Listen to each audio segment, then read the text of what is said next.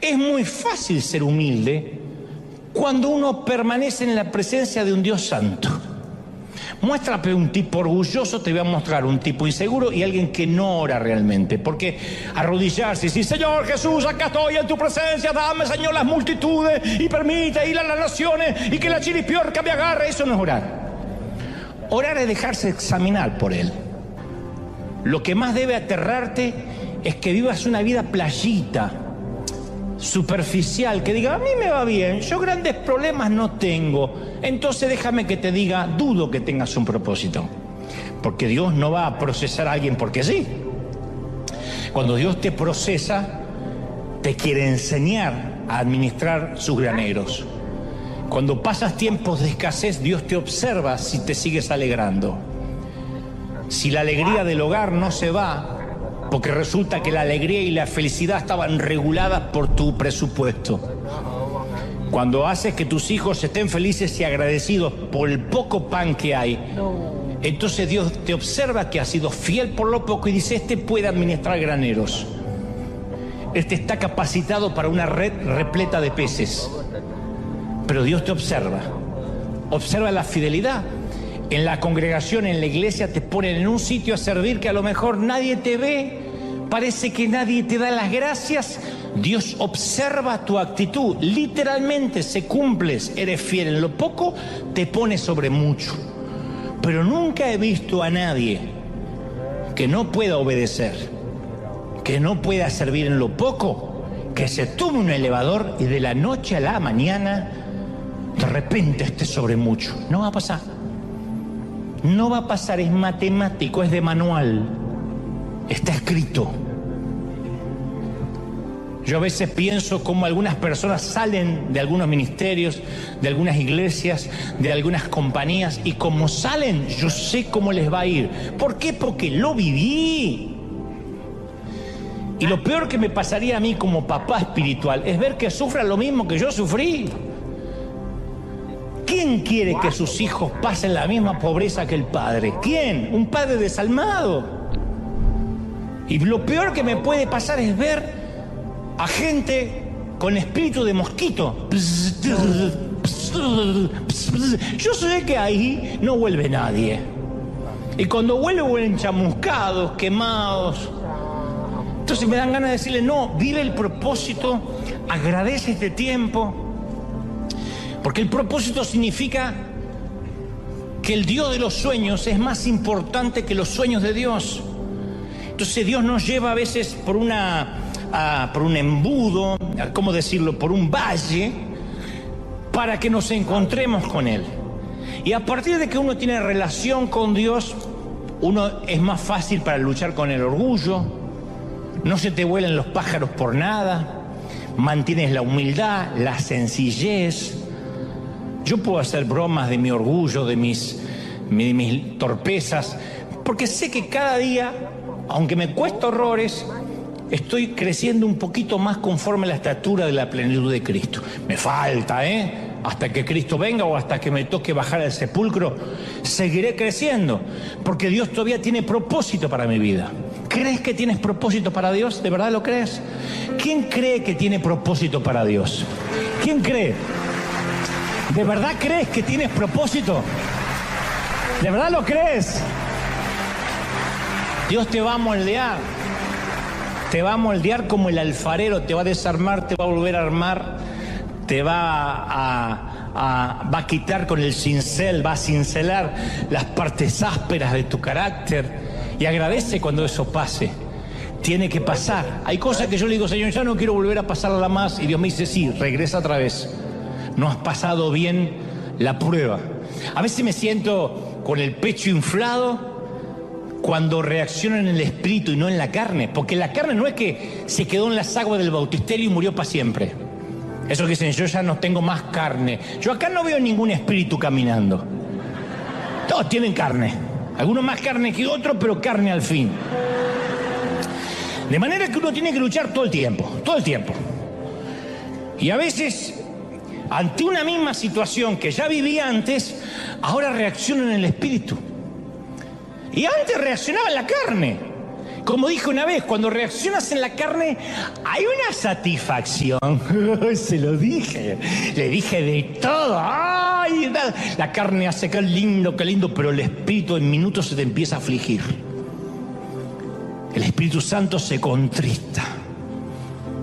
Porque te escuchas lo que dijiste y no lo puedes creer. Es que me sacó de las casillas, es que sacó lo peor de mí, mi peor versión. Pero el diablo celebra y el espíritu se contrista. Porque no tenías que reaccionar así. Porque no tenías que responder así. Porque el poder no puede estar sobre el otro. ¿Qué importa que el otro te insulte? Si reaccionas, eso es lo que hay en tu vida. Entonces tu corazón es una cloaca que cuando alguien la aprieta sale todo lo peor y lo más feo. Y yo he pasado por esas etapas donde reaccioné mal. Hasta el día de hoy daría lo que sea por volver el tiempo atrás y callarme la boca. Pero después me vuelve a pasar la misma situación porque Dios dice, esta es una materia que tienes que rendir, si no, no puedes conducir un camión de 18 ruedas.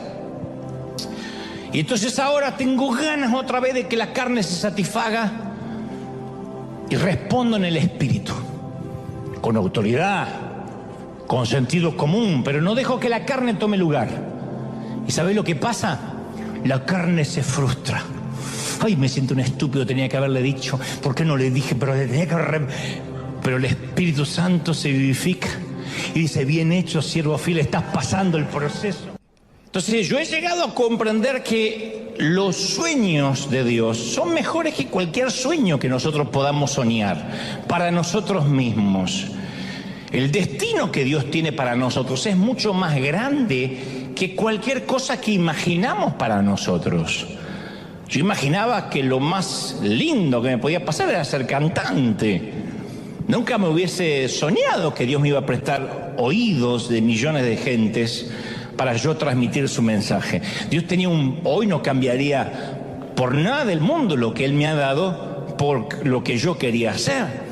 Por eso es vital que uno se dé cuenta a tiempo que heredar una túnica de colores no significa que estamos listos, porque la estupidez también se viste de trajes caros. José, estoy hablando del José bíblico, se vistió de Prada. Su padre le regala un traje de diseño. Algunos ya conocen la historia. Que le regale a un hijo un traje de diseño quería decir que era el escogido, el hijo consentido, el hijo de la vejez. José nunca tuvo que preguntarse si su papá lo amaba, porque José era el hijo del cual su padre presumía. José, me imagino que podía quedarse acostado hasta tarde, jugar más tiempo, trabajar menos, salirse con la suya. Jacob, su padre, transpiraba favoritismo para con José. Y José recibió un traje de marca, dice la palabra, que le dio una túnica de colores. Los hermanos se vestían, iban los martes arroz al descuento de jubilado, lo que podían encontrar. Porque uno no puede vestir a 12 muchachos en pleno crecimiento con un salario de nómada sin salirse del presupuesto. Pero si se trataba de José, Jacob se gastaba un dineral. Papá, quiero Prada, le compró Prada. En esos días la vestimenta era una expresión del estatus. Y José tiene un traje que lo hace especial. Y cree también que es un llamado, que es un hombre especial. Pero todavía no sabe José que a un llamado no lo determina la ropa, el favoritismo, el favor, la gracia, sino el carácter. Porque uno se emociona a veces fácil con los regalos de Dios y no tiene idea la fortaleza que se necesita para llevar a cabo ese regalo de Dios, para mantenerlo, sostenerlo. Sin el carácter de Dios no se llega lejos.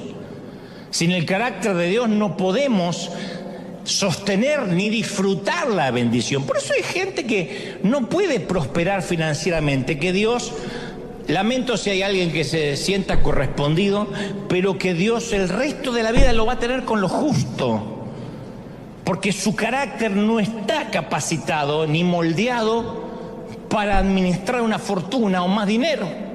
Hay gente que apenas tiene más dinero, ya está, desaparece de la iglesia, cambian sus prioridades. Y Dios sabe eso. Entonces sabe que no tiene el carácter para sostener una bendición. Pero a veces usar la túnica del favoritismo puede ser un problema. Cuando nos sentimos el niño consentido, vamos a necesitar que a veces la vida, que Dios nos dé un par de buenos golpes para entender que no toda la vida podemos andar luciendo un vestido de colores. Estoy hablando en términos metafóricos, por supuesto, desde luego, ¿no? Podemos crecer pensando que somos el manojo de cosecha más grande en medio de las pequeñas y sumisas, que somos el tapón del océano, la última Coca-Cola del desierto. Entonces cuando llega alguien más inteligente, más ungido, más atractivo, nos mueve el piso porque estamos inseguros. A veces queremos ser los únicos que se visten en Prada o de Prada. Y debajo de ese traje de diseño, a veces escondemos el temor de perder nuestra posición favorable, porque José no solo vistió una túnica, sino que también tuvo grandes sueños acerca de su destino. Y los sueños en la época de José simbolizaban algo profético. Estos sueños eran impactantes porque hablaban del futuro de José. Y uno podría pensar, bueno, José recibe esos sueños y tiene sentido común, se calla la boca, no lo cuenta. Pero no, el muchacho no tiene sentido común. Reúne a sus hermanos que ya lo envidiaban, porque estos se vestían en Ross y este andaba con su traje de Prada. Estos no tienen la túnica especial de él, ya lo odian, y el tipo les cuenta el sueño. Che, escuchen mi sueño, muchachos. Soñé que en un campo estaban todos los manojos de cosecha de cada uno, y de repente se levanta mi manojo de cosecha, mi gavilla se levanta más que la de ustedes. Y ustedes se reúnen alrededor de mi manojo y se inclinan. Esto quiere decir que un día voy a gobernar sobre todos ustedes. Yo voy a ordenar y ustedes se van a someter. Y ustedes se me van a inclinar expresando obediencia a mi autoridad. ¿No es genial? ¿No se alegran por mí? ¿Por qué no jugamos un poco al manojo póstrate para practicar? A ver, practiquen, inclínense ante mí. ¿Qué? Peor que un argentino recién llegado del Mundial. No lo soportaba nadie. Y el autor deja muy claro la respuesta de sus hermanos. Y lo odiaron aún más por los sueños que él les contaba. Esto es un serio caso de envidia manojera. Por contar sueños, o gavillera, por contar sueños que no tiene que contar. Ahora, José va a lograr grandes cosas, va a ser famoso, va a hacer que su padre se enorgullezca, y empieza a hacer autopromoción de lo grande que será su vida. Y ahí empezamos a descubrir que la estupidez también se viste de Prada o de Gucci, menos de Hugo Boss, pero además se viste de todas las marcas. Los pasos son parte de nuestro proceso de maduración. Yo a veces he orado para que Dios diseñe otro proceso a mi manera, más rápido. Jamás ocurrió. Porque el Señor ordena mis pasos. Y cuando intenté acelerar el proceso de Dios, me frenó diciendo, no, Dante, te saltaste un par de pasos, regresa al casillero anterior. Y acepté el proceso, con dolor. Tal vez quieres hijos, pero no estás listo para ser padre. Y el poder procrearlos no necesariamente significa que estás capacitado para ser padre. Quizás quieras una pareja, pero no estás listo para el matrimonio. Capaz que le estás pidiendo más a Dios en tu vida, pero tienes que aprender a manejar lo que tienes ahora. Entonces muchos renuncian al duro trabajo del proceso o se desencantan con el proceso porque no ven resultados. Ese es el gran problema del endeudamiento de mucha gente que a lo mejor conduce un auto que no puede sostener. O vive en una casa que apenas puede pagar porque se saltearon el proceso. Hay momentos que a lo mejor hay que achicarse un poco, vivir un poco más amontonados, hasta que seamos más holgados y podamos acceder a una cuota mayor, a una responsabilidad más grande. Pero cuando la gente quiere saltarse el proceso, a lo mejor no es la época de tener el último celular de ultimísima generación. No es el momento, a lo mejor, y no estoy hablando de pecado, digo, no es el momento, porque Pablo habla de pecado y de carga, de peso y de pecado. Despojémonos de toda carga, de todo peso y de todo pecado. Entonces el pecado lo entendemos fácil, pero el peso es aquello que nos autoimponemos sin que nadie nos pida. Y vivimos estresados porque estamos sosteniendo un elefante blanco que nadie nos pidió que adoptáramos. ¿Podríamos vivir más livianos? Claro. ¿Podríamos esperar a estar mejor financieramente? Claro, pero de pronto nos llegaron tantas tarjetas de crédito con tantas ofertas que pensamos, esto en mi país no lo podía hacer nunca, lo voy a hacer acá. Y de pronto estamos atados a 50, 60, 70 años de deuda. Porque la estupidez también se viste de Prada. Y no nos damos cuenta que hay que esperar un crecimiento. ¿Cuánta gente no sabe que el roble que imaginaron está en algún lugar de la semilla que ahora recibieron? Pero todavía no es roble. Y cuando la vida no va por el camino que habíamos planificado, ¿cuál es la opción más fácil? Renunciar. Mandarnos a mudar. Bueno, este empleo, esta familia, no es lo que soñé. Yo había soñado a esta altura de mi vida grandes cosas, jugar en una liga más grande, así que ¿para qué ser fiel en donde Dios me puso? Mejor me salgo y me tomo el elevador. ¿Sabe cuánta gente se toma el elevador? Y dice, no, yo voy a hacer el camino más fácil. Porque siempre el atajo parece más atractivo.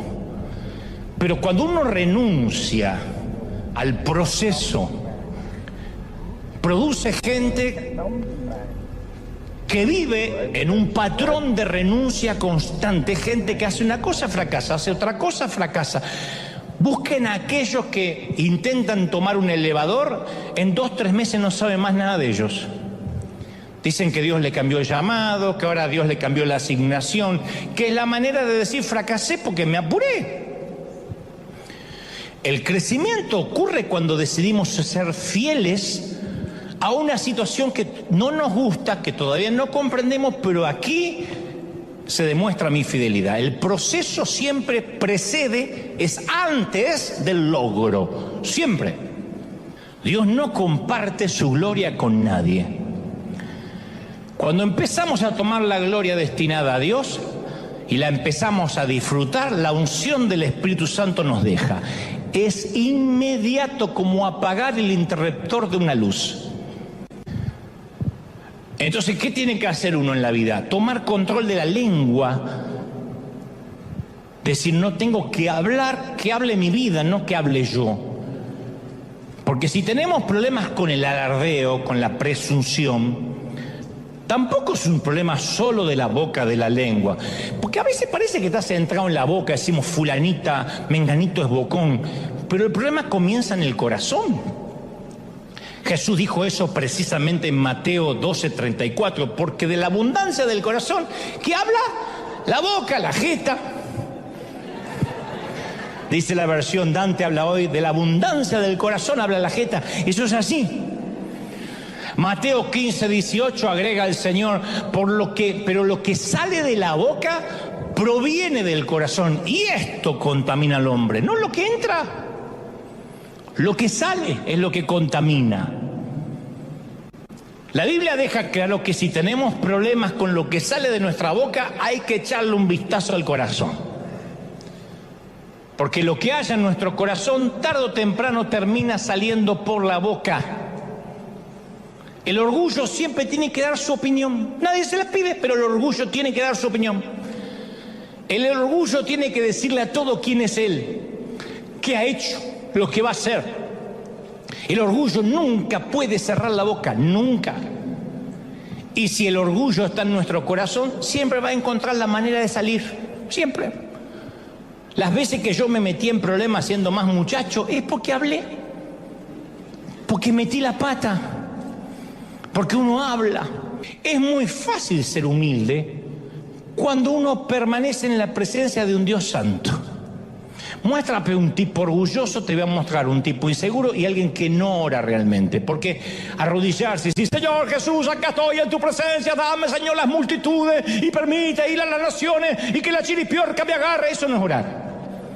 Orar es dejarse examinar por Él. Lo demás es ir a plantearle sueños al genio de la lámpara. Si uno entra al lugar de oración, es muy difícil, si se deja examinar, salir de esa reunión sintiendo orgullo.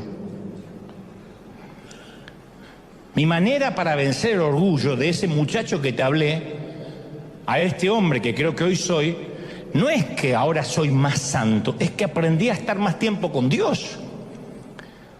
Moisés quería hablar cara a cara con Dios, pero no estaba buscando cumplir su sueño. Él buscaba una relación con Dios, amaba ver su rostro.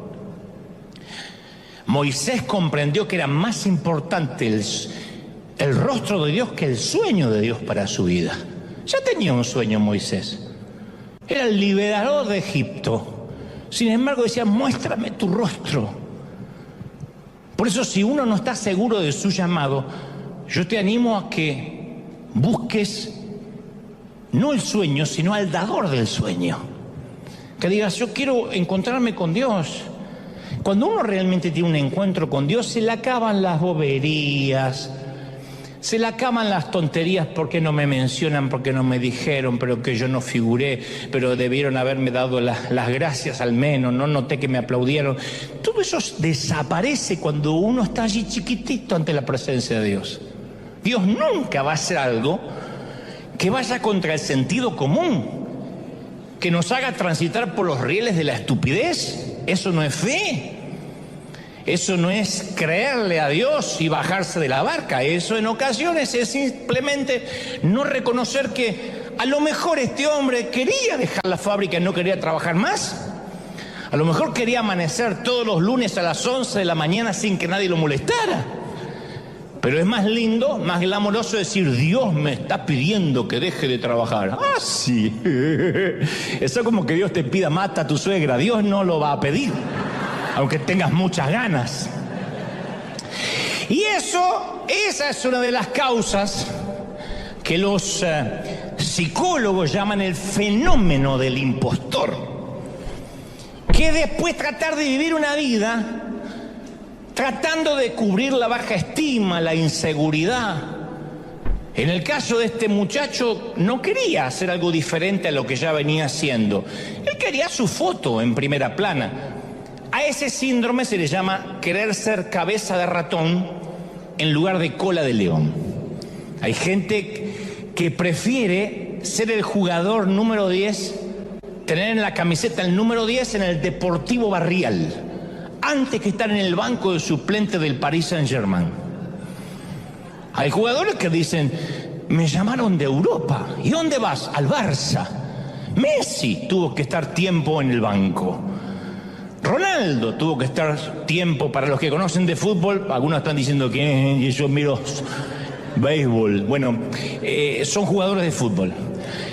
Ronaldo tuvo que estar meses sentado en una banca, pero estaba en un equipo europeo, en las grandes ligas, que es mejor que jugar en un partido, en un equipo pequeño de Portugal. Pero hay gente que dice, no, pero en Portugal, en Buenos Aires, en Caracas, en México, yo soy el número 10. El otro día hicimos un partido y ganamos 32-11. ¡Oh!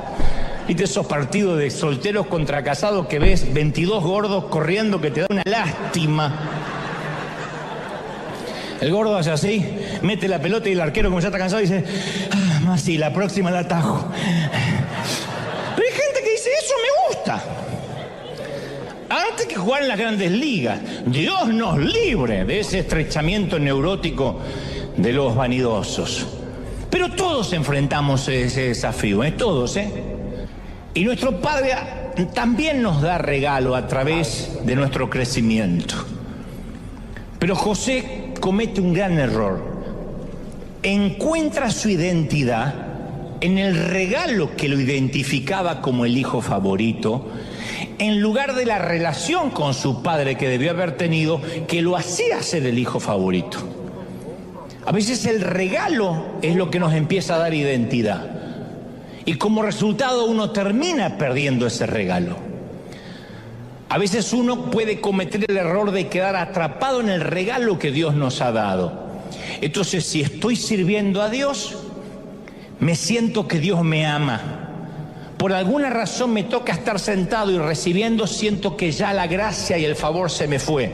No, a menos que tome identidad de lo que hago y no de lo que soy.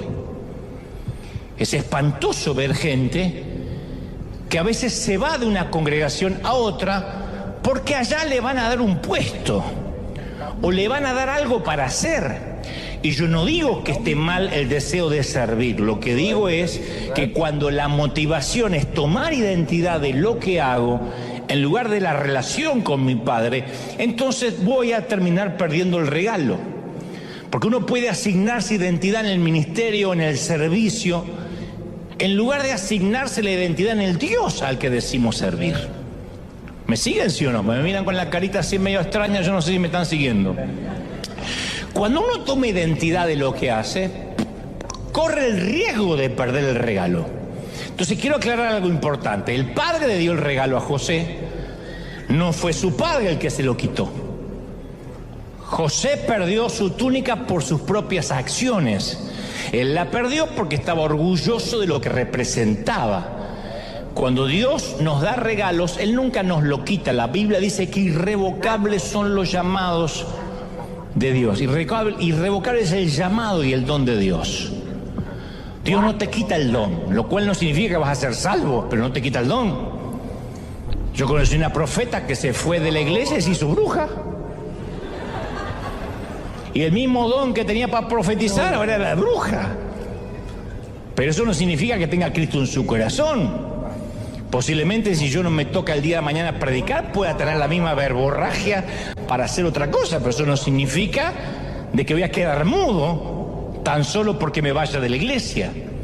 Pero nosotros podemos perder los regalos de Dios. ¿Cuánta gente tiene un don de Dios maravilloso y no lo puede usar o lo usa mal porque su corazón no es correcto? Lo usa mal porque su corazón no está alineado con Dios. José, cuando recibe la túnica de colores de su padre, tenía 17 años, pero era soberbio, ufano, petulante, dicen algunos historiadores, lo cual no estoy de acuerdo, que era casi un argentino. Yo creo que era mitad salvadoreño y mexicano.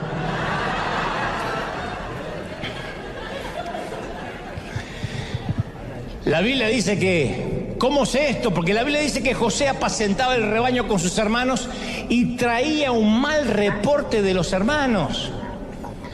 Yo no digo que los hermanos necesariamente eran unas carmelitas descalzas, por ahí eran malos tipos. Pero esto de que él traía un reporte malo de sus hermanos revela que José pensó de sí mismo como alguien calificado para hacer este tipo de juicio acerca del resto. Cada vez que uno hace un juicio del comportamiento de los demás, eso revela una actitud orgullosa de nuestra parte. Dios dice, tienes que cambiar. Sí, pero aquel, fíjate, está peor que yo. Ahora, ¿por qué Dios le daría un sueño tan grande a un muchacho de 17 años? ¿Qué la edad que se presume tenía José? ¿Por qué no esperar a que él fuera mayor, un poco más sabio, un poco más humilde? La respuesta es sencilla. Desde la túnica al trono siempre hay peldaños, escalones. Pero una de las razones por el cual el orgullo sigue apareciendo es que intentamos tratar con el fruto en lugar de ir a la raíz. Entonces, cuando uno ve el orgullo en su vida, trata de sacar las tijeras de podar y decirme, tengo que cuidar un poco con lo que digo. Pero si uno no trata con la raíz del orgullo, va a continuar apareciendo y va a retrasar nuestro destino. ¿Cuál es la raíz del orgullo? Se llama inseguridad. La inseguridad es la raíz del orgullo. Si conoces a una persona orgullosa, conoces a una persona extremadamente insegura, que trata de enmascarar su inseguridad con grandes palabras pomposas, que en realidad es inseguridad. Siempre es inseguridad. No es solo esto freudiano, es bíblico. El que te dice Dios me va a usar de una forma explosiva, estoy tan ungido que me autoimpongo las manos y me caigo solo, es porque es inseguro. Está tan ungido que nadie le puede orar. Se ora solo y le agarra la tembladera. ¡Oh! Detrás de un orgulloso siempre hay un niño asustado. Siempre. Porque el orgullo es lo que la gente ve, lo que sale por las bocas. Lo que no vemos es la inseguridad en nuestros corazones. La inseguridad es la causa del problema. Por eso nunca vamos a poder tratar con el orgullo a menos que tratemos con nuestra inseguridad. Porque nuestra propia inseguridad es el combustible que pone a andar el comportamiento petulante. La inseguridad nos hace sentir que tenemos que hacerle saber a todos quiénes somos, lo que hemos logrado. Pero hay un defecto en esa lógica. Porque nuestros logros no es lo que nos hace valiosos. Nuestros sueños no nos definen. Nuestra identidad es que somos hijos del Rey, de Reyes. Eso es quienes somos. Eso somos. ¿Sí o no? Ahí uno cimenta la identidad. Y cuando lo estamos cimentados en la identidad de Cristo, ya el orgullo no tiene poder. No sé si notaste que el presidente, por ejemplo, de los Estados Unidos, no tiene que decirle a la gente que él es el presidente en ningún discurso. Puedes imaginarte al presidente entrando al salón diciendo: oigan, yo soy el presidente, el comandante en jefe en las Fuerzas Armadas, el líder del mundo libre. Él sabe que él es el presidente.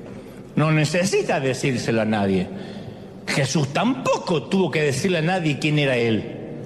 Porque sabía exactamente quién era, por eso podía lavar pies. Decía: yo sé de dónde vengo y sé a dónde voy. Cuando Satanás tentó a Jesús, lo primero que intentó es crear inseguridad acerca de su identidad, si eres el Hijo de Dios. Y trata de tentar a Jesús para que demostrara algo. Y Jesús pudo haber dicho: sí, ¿cómo no? No te lo voy a permitir, yo soy el Hijo de Dios. Dame un minuto, te hago un par de milagritos y vas a ver quién soy. En lugar de esto, Jesús dio un hermoso ejemplo de seguridad. Él se aferró a las palabras de su Padre, dijo: escrito está. Y todo lo que Dios espera hoy de nosotros es que nos apoyemos en Él, que nos apoyemos en esa verdad. Jesús lo declaró en Juan 15:5, dijo: separados de mí, nada podréis hacer, nada. Yo siempre digo que soy un hombre sin oficio ni profesión, aunque hago televisión y puedo escribir alguno que otro libro y dar conferencias, sé que sin la unción de Dios, de verdad, no es falsa modestia, soy un torpe muchacho. Bueno, ya no tan muchacho, pero torpe. Me sigo viendo joven todavía. Pero yo encontré un método muy fácil para mantener frescas estas verdades de la identidad de Dios: pasar tiempo con Dios. Parece algo infantil, pasar tiempo con Dios. Un conocido mío, cuyo padre es un reconocido ministro, decidió que tenía que tomar la posta de la sucesión ministerial, que tenía que ocupar los zapatos del padre, que tenía que ser el nuevo pastor porque su papá ya estaba anciano. Nadie lo presionó. Dudo que Dios lo haya llamado, pero como su padre le dejó el legado, le abrió las puertas que a otro le hubiese negado, no lo acuso de nepotismo. Digo que se le hizo más fácil que a otro. Él tomó eso como una confirmación de su llamado. Pasó más de una década tratando de ocupar el lugar de su padre, pero amargado porque se dio cuenta tarde de que heredar el apellido no significa heredar necesariamente el llamado. Si tu padre es arquitecto, no tienes que seguir la arquitectura necesariamente. Si tu padre es pastor, no significa que los hijos son pastores necesariamente y que nunca van a trabajar de otra cosa. Es fácil decir: mis hijos ocupan el púlpito porque me vieron de pequeño. Sí, pero a lo mejor no tiene el llamado. El hijo quiere ser cualquier otra cosa. Se me viene a la mente una mujer muy insegura que cree que si tiene éxito como cantante y como profeta, va a tener la atención y el cariño de la gente.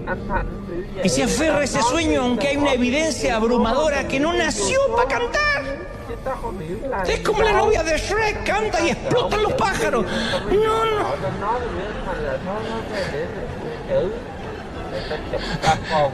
Dios no la dotó con esos dones. Pero ella se aferra a ese sueño. Y siempre que alguien trata de decirle que está cometiendo un error, le causa un dolor insoportable porque siente que la rechazan, que no creen en su llamado, que le quieren poner un pie encima. En el llamado de Dios no hay atajos, no hay elevadores. En el llamado de Dios nadie puede tomarse un elevador. ¡Uy, estaba acá y subí al 22! No pasa. Quien pretenda subir por un elevador está enamorado de la foto, de ver su imagen allá arriba. Y no puedes enamorarte de la foto sin pasar por el proceso.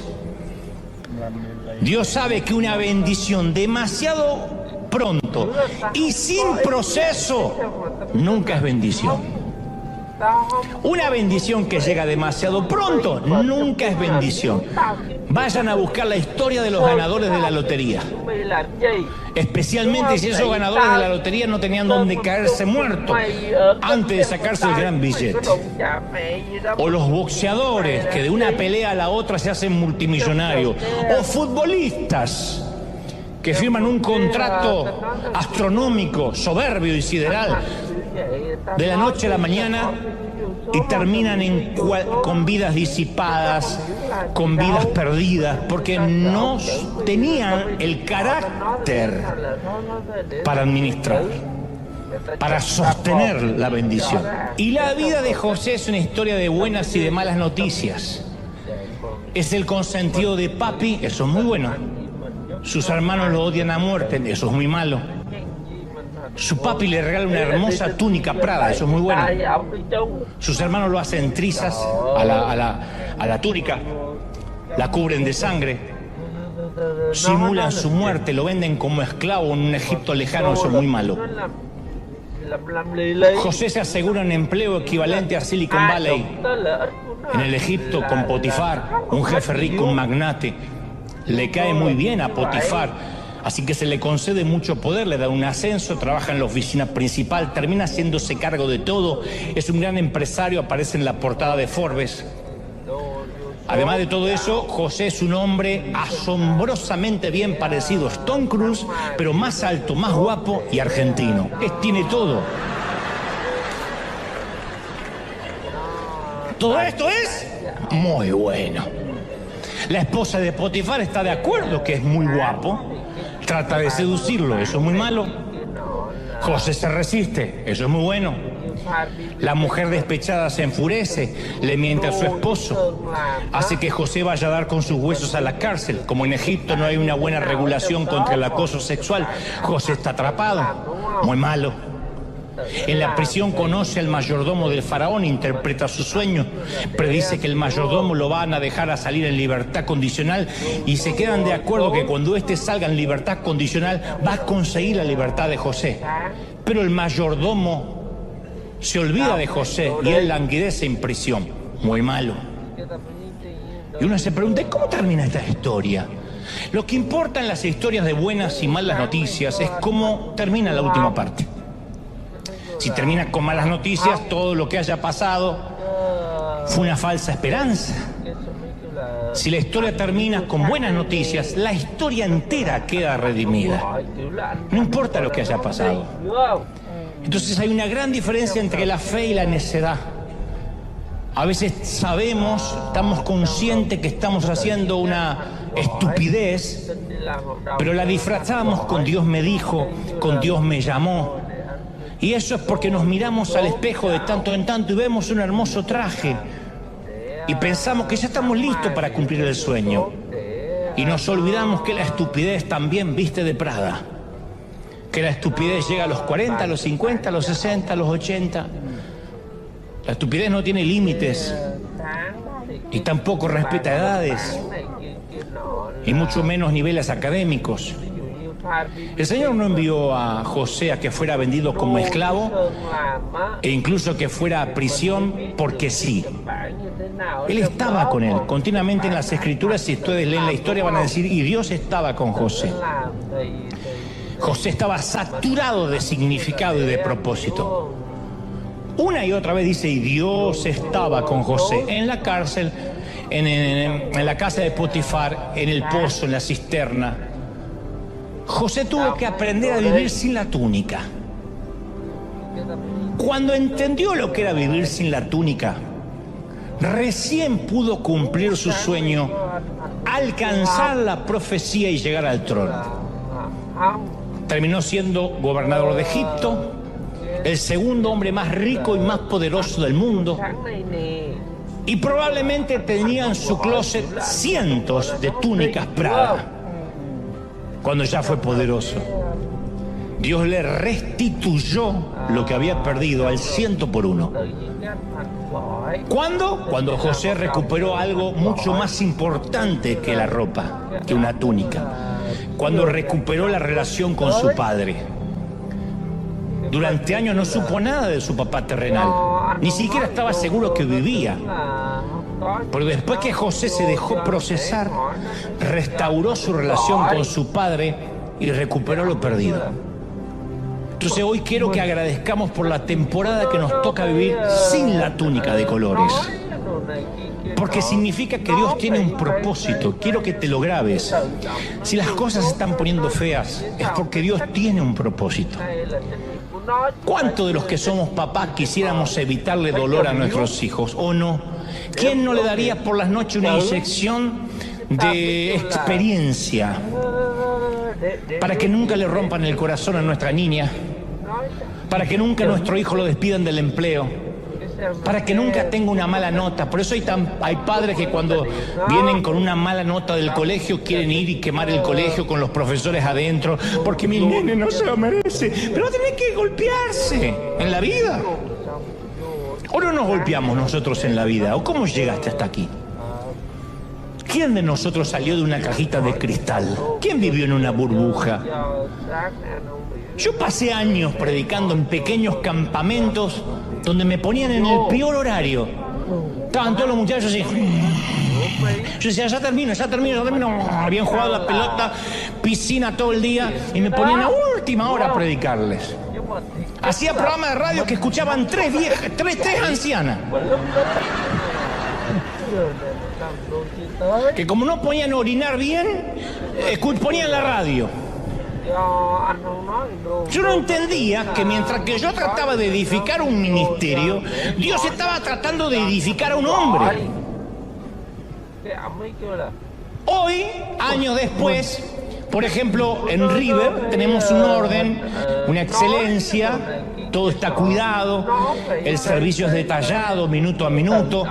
Y hace poco un colega me dijo, nuestros servicios son más espontáneos. Mis mensajes, dice, son hasta espontáneos. Yo prefiero fluir en el espíritu. Dice, yo sé cuándo comienzan los servicios, pero nunca sabemos cuándo acaban. Pensé que yo iba a decir, mirá qué ungido. Y yo le dije, yo te felicito, pero una nave como River necesita un alto nivel de organización, de logística. Ya no podemos darnos el lujo de ser una iglesia de barrio a merced de las hormonas de su pastor. Pues yo soy muy delicado para decir las cosas. Y yo no, la iglesia no puede ser según mis hormonas. Hoy tengo ganas que ¿cuántos creen de que hoy nos vamos a las 3 de la tarde? Amén. Y no hay segundo servicio y ustedes lo que planificaron no sirve. Parece muy espiritual, pero yo digo siempre, cuando más manejamos, más nos debemos preparar. Cuando más deseemos, más necesitamos del proceso. Entonces, si yo conduzco un auto compacto, puedo hacer una maniobra rápido de último momento, pero si quiero conducir un camión de 18 ruedas, yo tengo que prepararme para el giro. Entonces Dios no va a darnos cosas grandes hasta que no aprendamos a manejar las cosas pequeñas. Y este colega mío, mientras que siga teniendo servicios hormonales, dudo que alguna vez tenga una mega iglesia.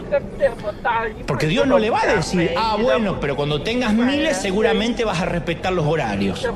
Ahora eres un despadroso, pero cuando tengas miles, seguramente el servicio va a terminar a una hora prudente y te vas a preparar en lugar. No sé por qué estoy diciendo esto. Pero volvamos a nuestro José, dejemos a mi amigo en paz. Las Escrituras dicen que sus hermanos lo odiaban por causa de sus sueños, Génesis 37:8, y por causa de sus palabras. O sea, no eran los sueños de José lo que ofendía a sus hermanos, por si alguien está pensando, ¿y qué culpa tengo de que Dios me dé una visión? No, es la forma que hablaba de sí mismo lo que exasperaba a los muchachos. Pero los que tienen 17 no son los únicos que presumen, ¿eh? Desafortunadamente presume gente de 30, de 50, de 60... Parece que todos somos susceptibles a presumir en algún momento. Hace muchos años, San Gin, un querido predicador que coincidí con él en Argentina, me dijo, hijo, tengo una palabra, la tengo anotada, la encontré en la parte lateral de una vieja Biblia que tengo en casa. Dice, nunca te preocupes por promocionar tu fuego. Si de verdad lo tienes, la gente correrá de todas partes del mundo para verte arder. Nunca tendrás que hablar del fuego, el fuego hablará por ti. Y eso para todos los órdenes de la vida. El mundo vendrá a verte arder. Vamos a orar, vamos a levantar nuestras manos al cielo y vamos a orar. Vamos a orar por los que están recibiendo al Señor por primera vez. Si nunca escuchaste un mensaje así, di conmigo, Señor Jesús, entra en mi corazón, perdona mis pecados, anota mi nombre en el libro de la vida. Gracias, Señor, gracias por perdonarme. Y ahora todos levanten sus manos al cielo. Yo quiero orar por ti, aquí en casa. Los que están viviendo desde otras partes del mundo, del planeta, de todo el globo, Dios te bendiga, Dios te guarde, Dios te llene. Padre, he transmitido lo que creo me has dicho que diga tu pueblo. Pero ahora, Señor Jesús, me uno a estas voces, me uno a niños, jóvenes, ancianos y adultos para bendecir el proceso. Vamos, levanta las manos y bendice el proceso. Dile, Señor, gracias por este tiempo sin túnica. Gracias por este tiempo de dolor, de escasez, de enfermedad, de panteones, de hospitales, de cuidados intensivos. Porque sé, hoy me voy con la confirmación de que hay un propósito, de que hay un llamado de Dios. Y ese llamado, dice el Señor, es irrevocable. ¿Sabes? Yo he sentido mientras predicaba recién que el Señor me dice que te diga, yo no te dejo hasta que no termine mi obra en ti. Yo no estoy dado por vencido contigo. Y lo digo porque yo siento que hay gente que ha dicho, Dios se cansó de mí, lo harté, crucé todas las líneas de misericordia. Pero el Señor me dice, yo no me doy por vencido contigo. Yo sigo procesándote porque te he puesto con propósito.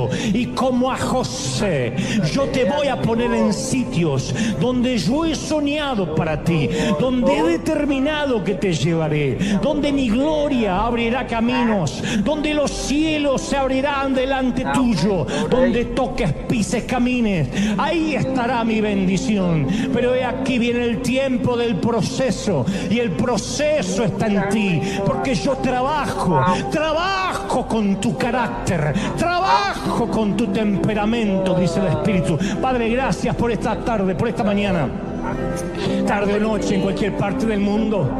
Levantamos las manos al cielo y adoramos. Adora conmigo, iglesia amada. Dios ha hablado hoy con su pueblo. Dios ha hablado no solo con River, sino con los que pertenecen a este río de todas y cualquier parte del mundo.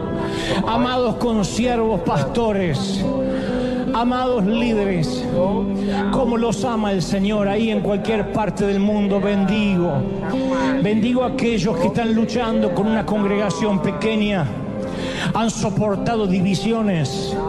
El Señor me ha dado desde hace semanas una palabra para ustedes. No se entreguen, no se rindan, no bajen los brazos. A veces un saneamiento, una limpieza, una liberación de las arterias de la gracia trae un nuevo mover. No retengas a los que yo he quitado, dice el Señor. No te preocupes por los que yo me llevo, porque dice el Señor, yo estoy preparando el terreno para lo que va a venir sobre tu congregación. Estoy orando por esos ministros que están luchando con enfermedades secretas.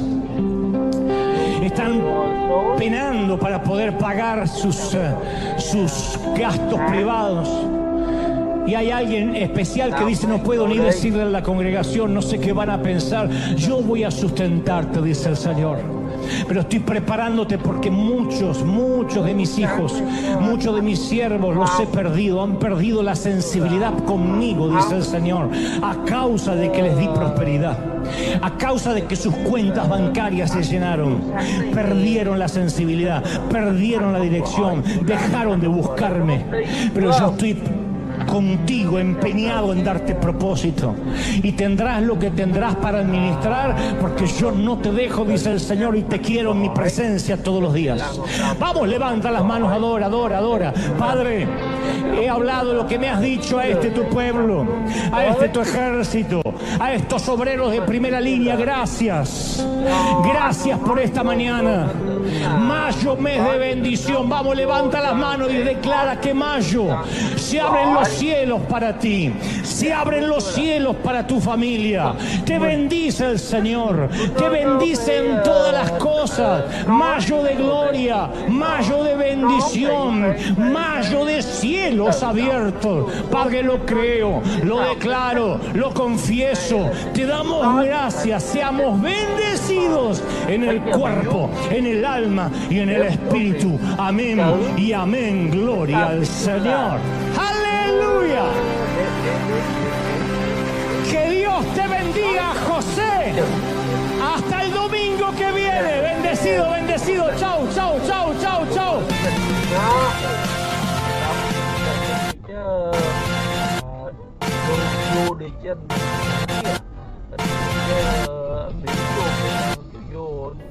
La fe no nace en la mesa de negociaciones donde canjeamos nuestros dones por un milagro de Dios, por favor. La fe no nace decretándola en un congreso profético. Son pamplinas, te están timando. La fe tampoco nace pactando por un milagro. Son patrañas de alguna maratónica para robarte el dinero. La fe no es un premio que se otorga porque confesaste la fe. No es un título legado de los que se autodenominan apóstoles.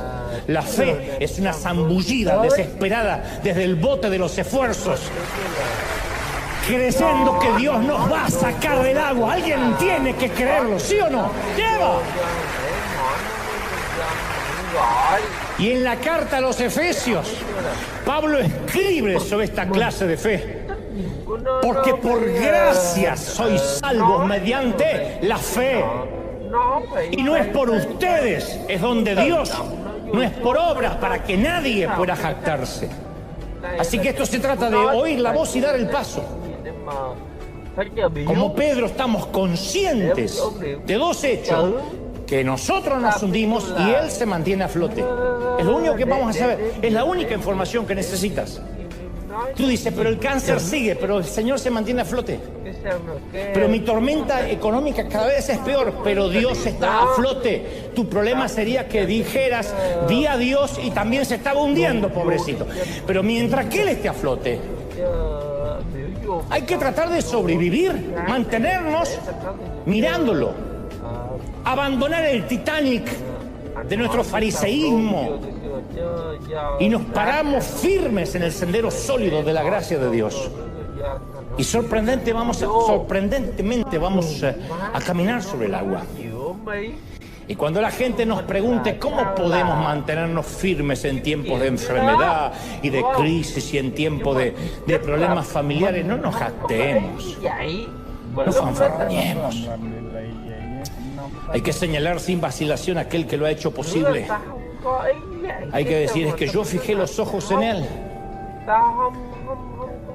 Cantar, fija tus ojos en Cristo, tan lleno de gracia y amor, y lo terrenal sin valor será a la luz del glorioso Señor. Fija los ojos en Él todo el tiempo. Algunos, a diferencia de Pedro, nunca miran atrás y los celebran. Otros hemos sido como Pedro, uno siente el viento y nos llenamos de miedo otra vez. Quizá enfrentamos el miedo del orgullo. Bueno, tan malo no puedo ser porque fíjate, estoy caminando sobre el agua. Fíjate lo que puedo hacer. Quizá enfrentamos el viento del legalismo. Bueno, sé que Jesús está haciendo parte de esto, pero yo hago el resto, yo cuido mi propia santidad. Sin embargo, la mayoría de nosotros enfrentamos todos el viento de la duda. Soy demasiado pecador para que Él me rescate. No merezco que me salve la vida. Nos hundimos más profundo en culpa. Algunos abrimos los ojos y lo único que vemos es oscuridad. Tratamos de respirar y no hay oxígeno. Y tratamos desesperadamente de volver a la superficie. Y con nuestras cabezas apenas fuera del agua, tenemos que tomar una decisión. El arrogante se pregunta, voy a salvar las apariencias. Así que prefiero quizá ahogarme en el orgullo. Sí, es una posibilidad. O clamo pidiendo por ayuda y me tomo de la mano de Dios y me meto el orgullo en el bolsillo. El legalista se pregunta, ¿voy a hundirme bajo el peso de la ley? ¿O abandono la doctrina y por una vez camino por gracia? Bueno, conocemos la decisión de Pedro. Dice que cuando él empezó a hundirse, clamó, ¡Señor, sálvame! Inmediatamente Jesús lo levantó. Cuando Dios no aparece de la manera que pensábamos, sentimos que entonces esto no es de Dios. Y cuando se tarda más de lo que calculamos o especulamos o decretamos o confesamos o creímos que iba a tardar, pensamos que tampoco es Dios. Señor, yo sé que esto no pasa del día viernes, y cuando pasa del viernes y pasa del mes y pasa del año, decimos entonces Dios no es. Porque estamos tan cansados y tan exhaustos que lo único que vemos a veces es un fantasma en la oscuridad. Fantasmas en la oscuridad. Y es Dios. Pero para nosotros son nuevos fantasmas en la oscuridad. Porque los discípulos pensaban, a ver, cuando Jesús llegue, el mar se va a tranquilizar como la otra vez. El viento se va a aquietar como la otra vez, ¿o no? ¿Te acuerdas cuando lo despertamos? Dijo, viento, aquíétate. Y el viento se calmó. ¿Por qué no lo va a calmar ahora? Si es Jesús, Él tiene que hacer todo lo mismo. Es como esos predicadores que dicen, si tú confiesas y lo declaras, vas a ser sano. ¿Por qué? Porque ya lo hizo muchas veces. Nadie tiene la receta de cómo Dios lo va a hacer. Ni los padres creamos distintos hijos iguales. ¿Por qué? ¿Qué sé yo? Porque cada uno entiende, comprende de maneras diferentes. Y porque uno no tiene la misma edad que cuando fue padre por primera vez, que cuando fue padre por cuarta, quinta o la vez 18. Mis hermanos siempre le decían a mi papá, Dante hace de todo con ustedes les aguantan cosas que a nosotros ni nos soportaban. Mi papá decía, pero cuando te tuve a vos, Sergio, yo tenía 20 años. Ahora tengo 50, ni me acuerdo que tengo hijo.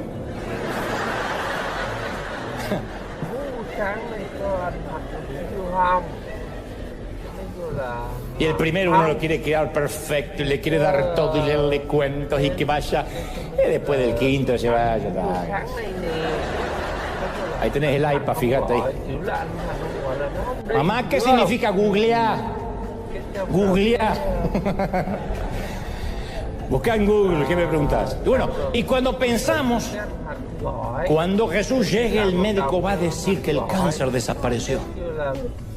Yo confieso que el próximo análisis el médico va a decir, estoy sorprendido, no hay nada. Y el médico viene y dice, no, sigue creciendo, hay metástasis. Y ahí vemos fantasmas. No vemos a Dios. Porque si Dios fuera allá, ¿por qué no puede sacar el cáncer de golpe? ¿Por qué necesita sacarlo de a poquito o que yo sufra? Si esto es de Dios, el banco me va a llamar y va a decir, Señor, perdona su deuda. No sé quién apretó un botón de LED y justo su deuda. Y el banco dice, no, vamos a ejecutar. Y uno dice, no, eso es un fantasma, este no es Dios. Porque Dios va a obrar como yo escuché, que dicen, no sé qué pasó, acá me dice que usted tiene 0 deuda. Y a veces las deudas así no funciona, tenemos que pagar hasta el último peso, refinanciar y pedir prestado y embarcarnos más. Yo he tenido desde milagros a que la deuda fue pagada por alguien de golpe y he tenido que pasar años pagando una deuda. El problema es que cuando por buscar la fogata, el fuego, nos perdemos la vela. Cuando por querer oír el estruendo pasamos por alto el susurro y creemos que ese no es Dios. En el mar de Galilea nada había cambiado. Todavía rugía la tormenta. El viento seguía chillando. El bote se tambaleaba. Y en el medio del tumulto oyen la voz, dice, que a la 4ª vigilia de la noche, esto es entre las 3 y las 6 de la mañana, no sabemos cuándo fue, pongámosle 4 de la madrugada, cuando más oscura está la noche, Jesús vino a ellos andando sobre el mar, andando sobre la tormenta no se calmó. Les quería decir, yo soy el Cristo que puede caminar sobre tu tormenta, no necesito calmarla para que me creas. Yo puedo caminar sobre tu crisis, puedo caminar sobre tu dolor. Y les dice, ¡valor! ¡Soy yo! ¡No tengan miedo! Y ellos, viendo a Jesús, o sea, no es que ya pensaron que era un fantasma, viendo a Jesús, dice las Escrituras, que andaba sobre el mar, tuvieron pánico, miedo. Entonces, ¿por qué no viene Jesús? Si no es un juego, si esto es serio, ¿por qué no aparece? Preguntas, insisto, que todos nos hemos hecho en algún momento. ¿Y por qué? En el hospital, tratando de ver una luz de esperanza en la costa. ¿Quién no estuvo en el hospital? Y a veces se sufre más en la sala de espera que estando dentro, en la sala de cuidados intensivos, donde uno está medio drogado y no sabe ni dónde está. Pero los que esperan afuera, los que esperamos afuera, ¿cuántas veces hemos visto o hemos tenido la esperanza de ver una luz en la costa? Hemos reprendido y decretado y oramos todo lo que se nos ocurre, leímos la Biblia y confesamos en fe. Porque aparte uno tiene esa sensación de que sabemos que Jesús sabe lo que nos está ocurriendo. No somos ateos. Decimos, yo sé que Dios sabe lo que me está pasando, que está consciente de la tormenta que me aflige. ¿Y por qué no aparece? ¿Por qué no lo vemos en ninguna parte? ¿Por qué hay que esperar tanto? ¿Por qué hay que esperar que perdamos la casa? ¿Por qué hay que esperar que nuestro hijo corra peligro? ¿Por qué hay que esperar que se disuelva la familia y él no aparece? Y ahí es cuando nuestro corazón, dije al principio, se empieza a endurecer. No lo estoy justificando, simplemente es una realidad. Porque nuestras oraciones comienzan a salpicarse con preguntas a Dios, hasta hechas con rabia. Yo he orado con rabia muchas veces. Y que Dios me tiene paciencia y dice, este cabezón no sabe que lo estoy procesando. Pero yo he orado muchas veces con rabia. Señor, si no lo haces, nunca más te voy a servir. Y Dios se quedó preocupado meses. Pero uno se pregunta, ¿dónde está Dios y por qué me hace esto? ¿Por qué? ¿Por qué me hace esto? No estoy diciendo que provocó la tormenta, pero ¿por qué me deja solo? Entonces la piedra del dolor golpea la ventana de nuestro corazón y todo lo que vemos en la espalda de Jesús subiéndose al monte. Y duele. Caramba que duele. La pregunta de los muchachos era: ¿qué esperanzas tenemos de sobrevivir a la tormenta de esta noche? Y la nuestra es: ¿dónde está Dios cuando mi mundo está embravecido?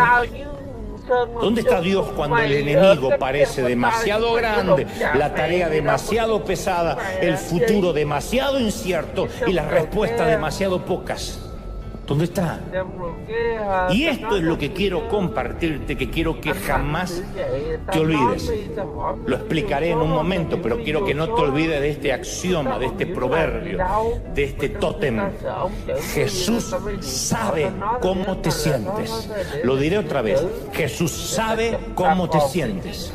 Jesús sabe cómo te sientes. ¿Lo viste? ¿Lo grabaste? Y ahora sí, para que esta frase no sea un cliché, una frase hecha solamente, un eslogan, para que la frase tenga peso, te cuento lo que le pasó a Jesús en un solo día antes de la noche de la famosa tormenta.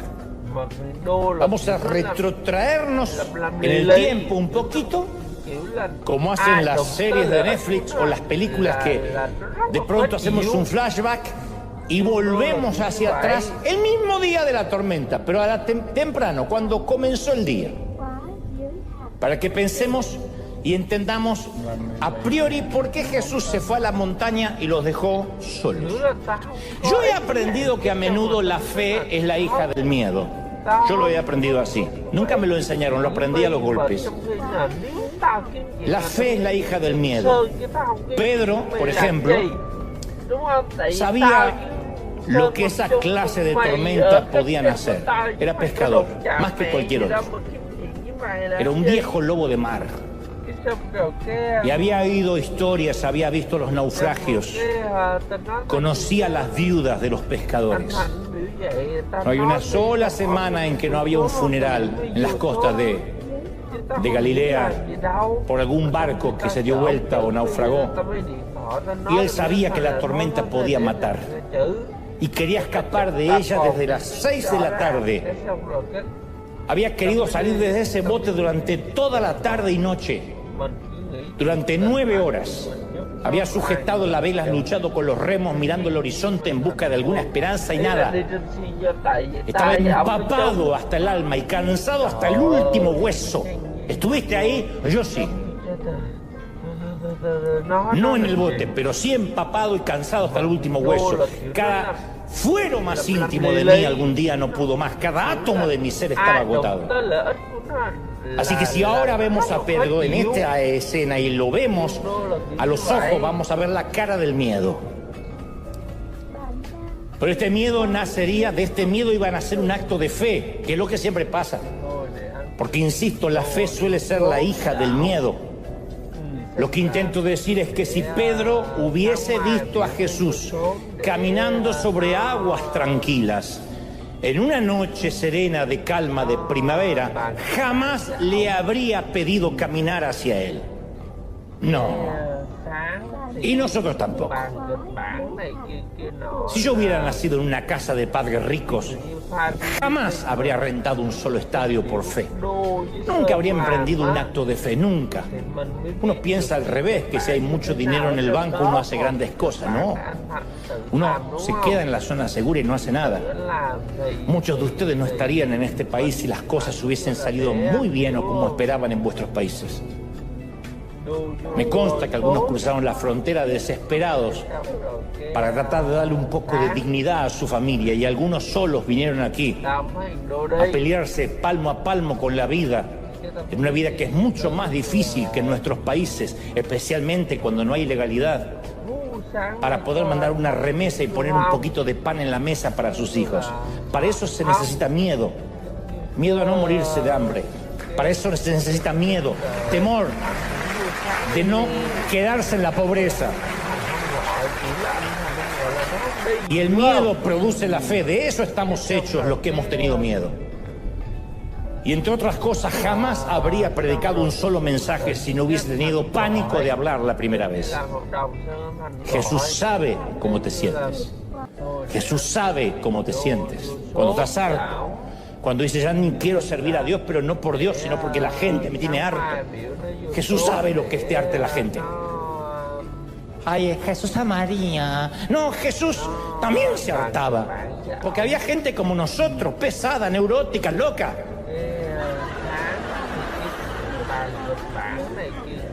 Me pasa a mí y no soy Jesús. Ay, pastor, date. Ay, qué argentino. Y ya me condenan. Pero por ahí tengo ganas de ir al baño.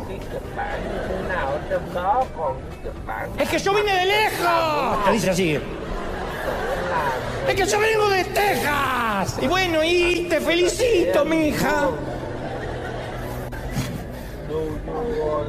Ahora bien, todos sabemos que Jesús sabe lo que significa soportar grandes tragedias. Podemos hablar de que Él soportó la cruz, el huerto de Getsemaní. Mucha gente entiende eso.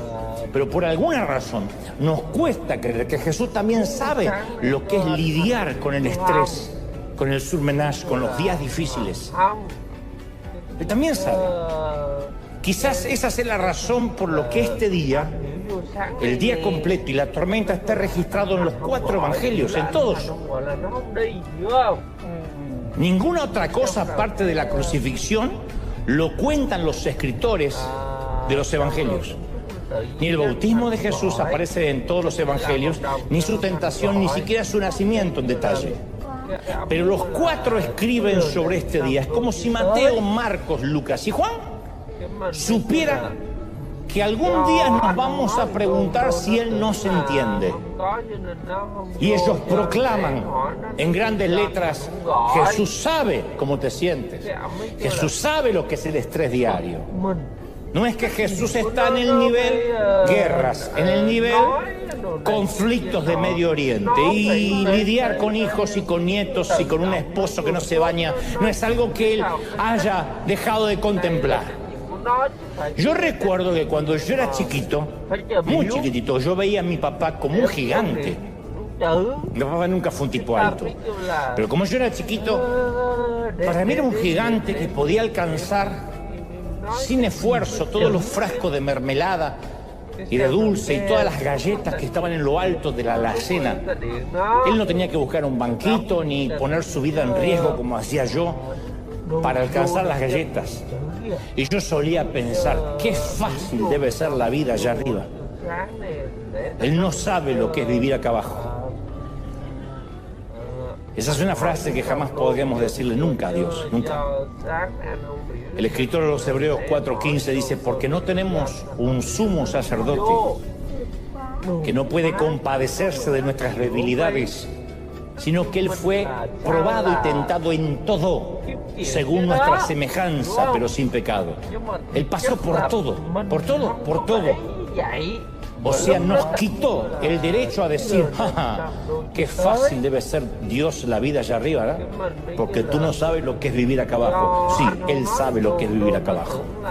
Él sabe lo que se siente estar acá abajo. Lo sabe, no se ha olvidado.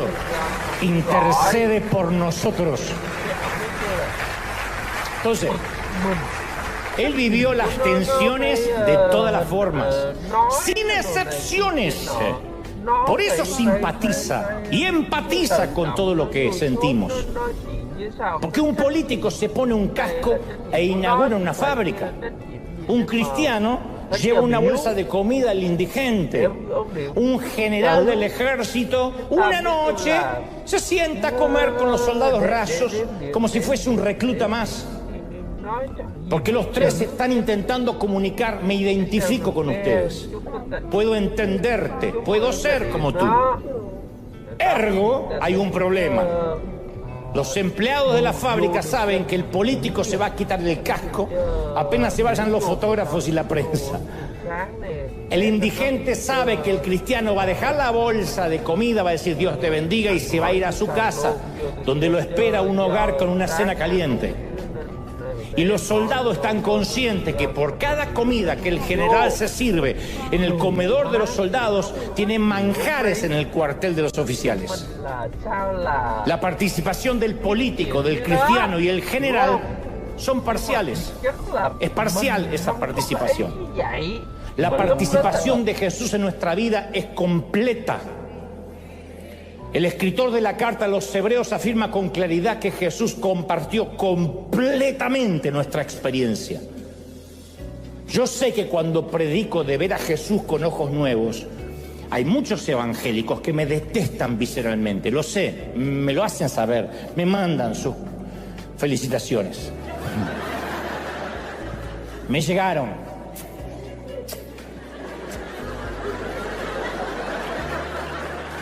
Me llegaron. Yo creo que me han mandado tantas veces al infierno que si aún me fuera, Satanás dice, no, ya te mandaron mucho. Porque es más atractivo limpiar las manchitas del altar. Nos sentimos más seguros con un Jesús que se parezca más a un héroe de DC Comics. Jesús, cuando caminaba por esta tierra, termina de predicar, despide a la multitud para subirse a un monte a descansar, tener un momento de meditación, no sin antes enviar a sus muchachos, a sus discípulos, a navegar. Vayan a navegar, yo después los alcanzo. Mateo, el evangelista, es muy específico en el orden de los acontecimientos. Hace un orden arbitrario, intencional, porque tiene mucho que ver con lo que se va a desarrollar. Dice que Jesús envía a los discípulos al bote, acto seguido despide a la multitud, había un gentío, y él, en tercera instancia, se sube al monte a orar. Era ya tarde cuando esto ocurre, presumiblemente y probablemente serían las 6 p.m., las 6 de la tarde, cuando empezó a rugir un viento furioso. Jesús está yendo a la montaña, los muchachos están bogando mar adentro y empieza a rugir un viento, eso que nuestras madres decían, me parece que esto trae lluvia. Notemos que Jesús mandó a los discípulos que enfrentaran la tormenta solos, que no es un tema menor, y esto es lo que tenemos que tener en cuenta. Jesús envió a sus discípulos a enfrentar la tormenta solos. Jesús no ignoraba la tormenta. Mientras subía a la montaña, él también sentía el viento, veía las nubes que se avecinaban, de manera que sospechaba, sabía con certeza que iba a haber una tormenta. Y los discípulos tendrían, insisto, que enfrentar la tormenta solos. El Señor sabía que la tormenta más grande de aquella noche no tendría lugar ni en el cielo ni en el mar, sino en el corazón de sus discípulos. Tenían que pasar por esa tormenta. El miedo mayor de sus muchachos no iban a ser las olas provocadas por la tormenta, sino ver las espaldas de su líder mientras los dejaba que enfrentara la noche solos, que enfrentaran la tormenta solos, repleto de dudas, como algunos de nosotros estamos ahora o hemos estado en alguna ocasión. Cuando vemos que el Señor parece que se aleja y nosotros nos quedamos solos con la tragedia. Y decimos, ¿pero qué hice de malo para merecer esto? ¿Por qué tengo que atravesar estas situaciones? ¿Y por qué el Señor se aleja? Porque es lo que sentimos, esa sensación de orfandad espiritual. Hay tormentas de nieve, hay tormentas de granizo, hay tormentas de lluvia, pero también están las tormentas de dudas, de esas que trae consigo una ráfaga de preguntas, un ventarrón de miedo. Siempre parece que hay más hambre en el mundo que comida, más necesidades que recursos, que dinero, más preguntas que respuestas. Parece que nunca se acaba. Desde hace 15 años yo me paro, casi 16 años me paro aquí cada domingo y trato de convencer a la gente de un Dios invisible que aún escucha y que ama. Y siempre digo, ¿cómo te ama, princesa, el Señor? ¿Cómo te ama, príncipe? Llevo a la fecha de hoy 901 mensajes haciendo esto aquí, sin contar las veces que hicimos cadena de 7 días o cuando he predicado por el mundo, contando exclusivamente los domingos, y es el mensaje 901 que llevo haciendo esto. Y aún así se me suman miles de predicadores que están en este momento tratando de infundir fe a mucha gente que está llena de dudas. Y lo hago sabiendo de que hay gente que dice: yo intento creer lo que me dices de parte de Dios, pero las tragedias siguen. El mundo, mi mundo, está colapsado. No estoy hablando de que necesariamente estemos preocupados por la guerra de Ucrania, por el conflicto de Medio Oriente, sino que literalmente tenemos un caos en nuestro mundo y decimos: yo siento como que el Señor me dio la espalda, no importa los años de cristiano que tengamos. También me consta que hay algunos pocos dotados con una fe sobrenatural, y si tienes este don, puedes levantarte e irte ahora mismo y volver el próximo domingo, porque este mensaje no es para ti. Hay gente que dice: no, yo justamente vine con la chiripiorca ungida. Bueno, hay gente así. Si es así, este mensaje no es para ti. Pero como te dije al inicio, mensaje es para aquellos otros cuya mente parece que nunca descansa y que nos hacemos preguntas complejas y a veces como para tirar la toalla, literalmente. No es que seamos maníaco-depresivos, es que la vida nos golpea, no nos da tregua, a veces nos deja en la lona y la mente no descansa, como dije. Fue el miedo a no tener nada que perder lo que me trajo a mí hasta aquí y la mayoría a ustedes. Un lago tranquilo siempre nos invita a quedarnos en la barca, y si no, pregúntenle a varios de vuestros hijos, que algunos tienen edad, no quieren arriesgarse, no quieren hacer nada, porque papi y mami me mantienen, porque al cabo me deprimo si no me consigo el nuevo celular. La generación de cristal tiene que ver con gente que nunca ha tenido miedo de perderlo todo, pero pone un hombre ante la disyuntiva de una muerte segura y una muerte probable y se decidirá por la segunda opción. Pedro sabía que quedarse en el barco era muerte segura, bajarse era muerte probable. Ningún acto de fe nace en un mar tranquilo. Muéstrame a un hombre, a una mujer que hace un acto de fe y te mostraré a alguien que no estuvo en la marea baja. Moisés no alzó la vara a la orilla del Mar Rojo porque ya se estaba abriendo o lo esperaba una lancha. Naamán no se sumergió 7 veces en un río pantanoso porque una recomendación médica. Y Pedro no fue liberado de la prisión porque en un cuartito de Jerusalén había un grupo de abogados, un bufet de abogados queriendo apelar al César. Fueron creyentes desesperados que estaban contra la pared. Fue una iglesia sin opciones. Al comienzo de todo acto de fe siempre hay una semilla de miedo. Si no tienes miedo, lo más probable es que no esté Dios ahí. Si no tienes miedo, no habrá fe. Te mueres de pánico por algunas cosas, yo también. No hay un momento que uno se hace tan profesional que el miedo se le va. Me da terror estar aquí cada domingo. No tengo nervios de escénicos, pero tengo nervios de no decir lo que Dios me está diciendo que diga o no estar a la altura o de algún modo fallarle a Dios. No hay un solo momento en que yo no tenga miedo. Y a veces el miedo a la muerte, el miedo al fracaso, el miedo a la soledad producen escenas de fe. La fe comienza cuando vemos que nuestro bote se hunde y Dios está allí parado sobre nuestra tormenta. Pedro habría intentado sobrevivir toda la noche y no fue suficiente. Moisés tenía al frente al mar y atrás a los enemigos. Los israelitas podían nadar o pelear. Ninguna de las dos opciones era suficiente. Naamán había intentado la medicina y consultado a adivinos, ya no tenía alternativas. La iglesia de Jerusalén sabía que no tenía esperanza de sacar a Pedro de la cárcel.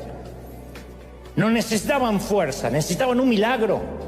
Y lo mismo ocurre con Pedro esta noche. Está consciente de dos cosas: que se está hundiendo y que Jesús está a flote. Que él se está hundiendo y que Jesús se mantiene a flote. Así que está muy claro de qué lado quiere estar. Pedro dice: si eres tú, Manda que yo vaya caminando hacia ti sobre las aguas. Andrés lo mira y dice, ¿qué? Que vaya sobre las aguas. Sí, te escuché, ¿pero qué? Pedro no está probando a Jesús. Le está suplicando, sacame de acá. Deja que esto se ahoguen. Dar un paso sobre el mar embravecido no es cuestión de lógica, es un acto de desesperación. Así que Pedro saca una pierna y luego saca la otra y da algunos pasitos así como si hubiera un arrecife invisible debajo de sus pies. Y al final del cordón de rocas está el rostro luminoso de un amigo que significa vida, mucho miedo y un acto desesperado de fe. Este mensaje de hoy va dirigido especialmente para aquellos que alguna vez a través de la ventana de nuestro corazón pudimos ver a Dios de una manera diáfana, de una manera lozana, clara, especialmente cuando esa ventana de nuestro corazón, insisto, estaba intacta, transparente. Hubo un momento en nuestra vida, una temporada en que podíamos ver a Dios de una manera muy vívida. Los vidrios de nuestro corazón, siempre hablando en términos metafóricos, obviamente, estaban limpios, impolutos, y creíamos que ya conocíamos a Dios. Esa temporada donde decíamos, yo sé cómo Dios trabaja, yo sé cómo Él habla y sé cuál es su voluntad perfecta para mí. Hay momentos en la vida que nosotros nos ponemos un tanto petulantes y creemos que ya le conocemos la receta a Dios, ¿no? O que Dios es un menú y nosotros tenemos la receta y decimos, yo ya sé cómo Dios habla, yo ya conozco la voz de Dios. O sea, somos cristianos pero sin muchas sorpresas, sin nada inesperado, sin sobresaltos.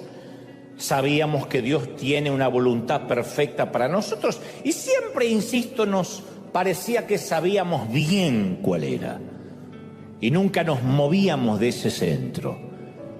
Pero después llegó la temporada en que esa ventana del alma se agrietó. Vino una piedra, la rompió y la hizo añicos. Estoy hablando de ese inesperado guijarro del dolor que llegó a pesar de que hacíamos las cosas bien, de que amábamos a Dios, que creíamos que nuestra relación con Él estaba intacta. Esa piedra pudo haber sido una que nos lanzaron cuando niños, aquella vez que papá se fue de casa y nos abandonó, o quizás nuestro corazón infantil absorbió el impacto, siguió adelante, pero se terminó de romper durante la adolescencia.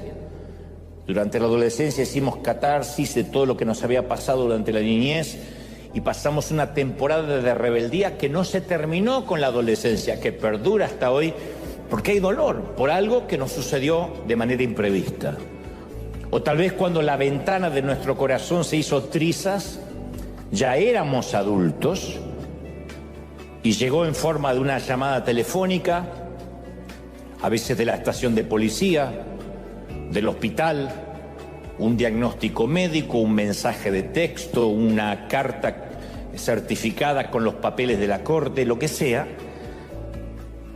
cuando sea que haya sido, la piedra nos alcanzó inesperadamente y cualquiera haya sido la forma de esa piedra, el resultado siempre es el mismo. Una ventana, ¡pac!, que se hace pedazos. La piedra golpeó el panel de vidrio y lo destruyó. Y el golpe resonó, retumbó en los pasillos de nuestro corazón. Y desde ese preciso punto de impacto se creó una telaraña de piezas fragmentadas. Y de repente Dios ya no fue fácil de ver. El mensaje va dirigido a aquellos que dicen, a partir de aquel infortunio, la visión que yo tenía de Dios ya no fue tan lozana, de pronto cambió. Tratamos de ver a Dios después de la tragedia o después del golpe o del piedrazo, pero la figura como que está distorsionada, como, insisto, como tratar de ver a través de un parabrisas o de un vidrio roto. Siempre se ve distorsionado el paisaje. Y se nos hizo muy difícil ver a Dios por encima de nuestro dolor. Es muy difícil a veces ver a Dios por encima de los fragmentos de nuestra herida. Fundamentalmente porque estamos llenos de preguntas y razonamos, si Dios me amara, no debería haber permitido ciertas cosas en mi vida. ¿Por qué las permitió? Por muy maduros que seamos, siempre decimos la frase, las tragedias no deberían estar en la agenda del Señor. No lo puedo entender cómo un Dios de amor permite eso.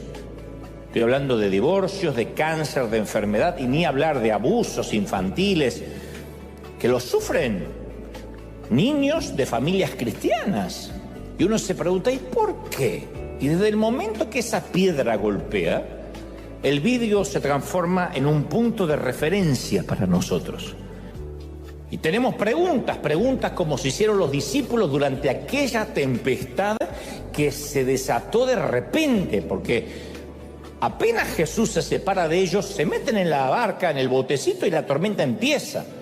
Y todo lo que veían eran cielos negros, mientras que ellos trataban de remar en el estropeado bote, remaban en una travesía de pesadilla. Se transformó de 0 a 100 en una pesadilla. Enormes vientos levantando crestas blancas de espuma en un mar de horror. Pesimismo que no permitía ver la orilla, oscuridad que hundía la proa, nubes que parecían humo pesado. Y los relámpagos parecían la batuta de un director de orquesta que daba las órdenes para que retumbaran los timbales del trueno, así que cada relámpago presagiaba un trueno que los hacía estremecer. Pero no era un trueno romántico, era un trueno que daba vuelta el barquito como una cáscara de nuez. Y el mar parecía un tazón en las manos de un gigante con Parkinson. Y por momentos quedaban suspendidos en el aire y un segundo después ¡bum!, caían de bruces en el valle del agua furiosa. A los que les gustan los rides, les gusta subirse a las montañas rusas de los parques temáticos, saben que todo está controlado, que por más que casi queden pata para arriba, está controlado. Cuando estás en el mar, yo conocí a alguien que estuvo embarcado en alta mar porque pertenecía a la escuela de mecánica de la Armada en Argentina, y me decía, cuando la tormenta se pone recia, en el mar, no hay uno que no le ore o no le rece algo. Nadie queda ateo. Te haces, por la duda, orás a Dios y a la mezquita, por la duda, el que esté despierto. Pero la tormenta del mar es la pérdida de control absoluto. Incluso más que ir en un avión. Es la pérdida de control absoluto, porque el avión está conectado en última instancia con la torre de control. Pueden venir inmediatamente aviones caza de rescate, en el peor de los casos. Pero en el medio del océano, en el medio del mar, esto no es un océano, el del caso de los discípulos. Pero caramba, que se sienten así. Se sienten como si estuvieran en el Pacífico, en el Mediterráneo. Y los discípulos asumieron que Jesús llegaría de inmediato. ¿Por qué? Porque lo habían visto calmar tempestades como esta. Esta no es la primera vez que les pasa. En el mismo mar, lo habían despertado, hagamos memoria, durante una tormenta. Él dormía sobre la proa y él se paró, ordenó a los cielos que guardaran silencio y se acabó. Habían visto cómo aquietaba el viento y suavizaba las olas. Así que es lógico que con esa jurisprudencia, con ese preámbulo, con ese precedente, iba a bajar del monte en cualquier momento y vendría a ayudarlos. Pero esta vez él no bajó. Por eso digo que este mensaje va para aquellos que dicen, yo vi la mano de Dios en mi vida muchas veces, menos ahora. Pero yo vi como en otras veces oramos y la enfermedad se fue. Reprendimos y la suegra no encontró la casa. Pero ahora no está resultando, va a venir esta Navidad. Ahora, los muchachos tenían los brazos acalambrados de tanto remar. Y de Jesús, ni señales, nada. 3 horas, 4 horas de tempestad y los vientos embravecidos.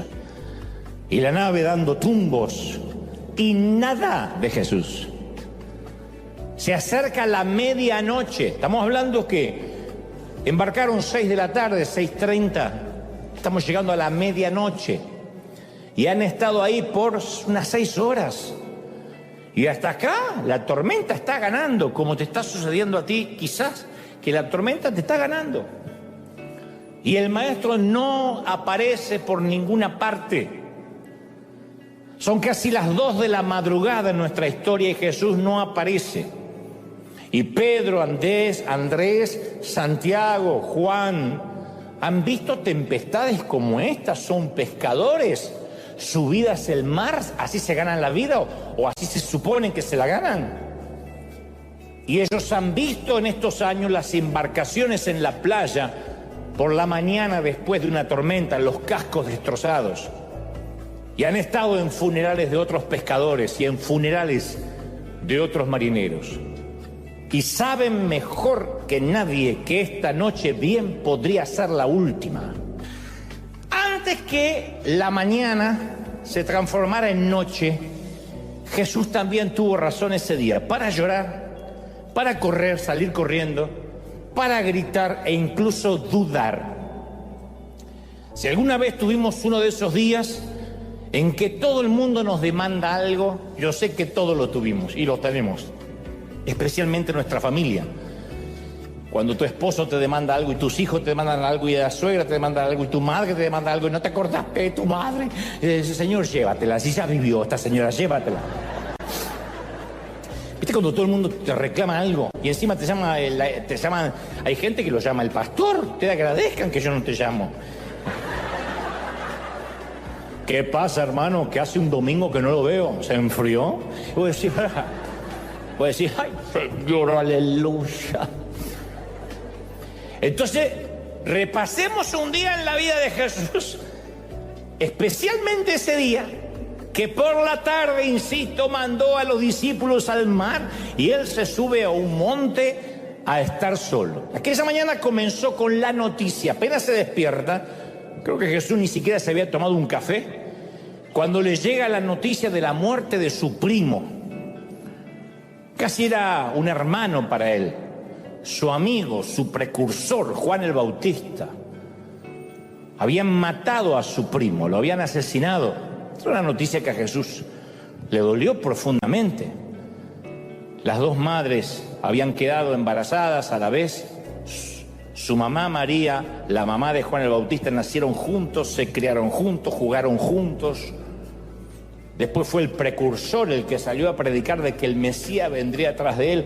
Bueno, su primo, el hombre que estuvo más cerca de Jesús en su juventud, más que ningún otro, acababa de ser asesinado.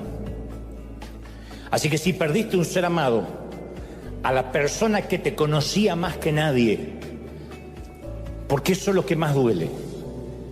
En un funeral no duele tanto el parentesco, sino si esa persona conocía tus secretos, porque se los lleva consigo. Y eso hace que uno diga, hoy no tengo a esa persona si las cosas se ponen feas. Esa persona para mí no fue mi papá, fue Juan Carlos Ortiz, el fundador de esta congregación, el que me llamó a venir a California, y yo podía hablar con él lo que sea. Así me hacía sentir. Podía contarle lo que sea. Podía decirle, acabo de matar a alguien, y decía, trajiste una pala y lo enterramos. No era que era cómplice de asesinato, pero era esas personas que uno podía abrirle el corazón y hablar.